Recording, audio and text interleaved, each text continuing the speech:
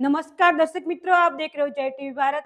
अहमदाबाद के ईसनपुर में किन्नर समुदाय की प्रमुख सदस्य कामिनी डे ने रामनवमी धूमधाम से मनाई, जिसमें एक बड़ी भव्य शोभा यात्रा का आयोजन किया गया।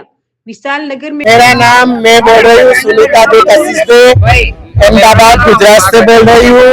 और आज रामलाला जी की शोभा यात्रा यहाँ निकाली है, पूरे देश के लिए, पूरे भारत के लिए निकाली है कि अपने देश के ऊपर कोई भी आफत ना आवे, कोई भी महामारी, कोई भी कोरोना जैसी बीमारी ना आवे।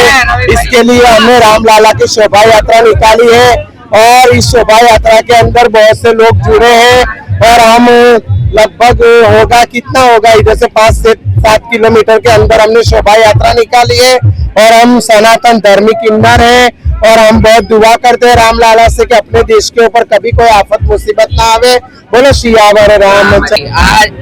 આયોજન કરી છે જે અમે લાંબી શોભાયાત્રા કાઢી છે, રામલાલાની કાઢી છે, શ્રી રામજીની કાઢી છે અને ખૂબ જ ઉત્સવ મનાવીએ છીએ અને અમારા ઈશનપુરના જે ગોવિંદવાડી ખાતે વિશાલ નગર છે ત્યાંના જે અમારા ભાઈઓ છે એ ખૂબ જ અમને સપોર્ટ કર્યા અને એ કરે છે અને કરતા આવ્યા છે।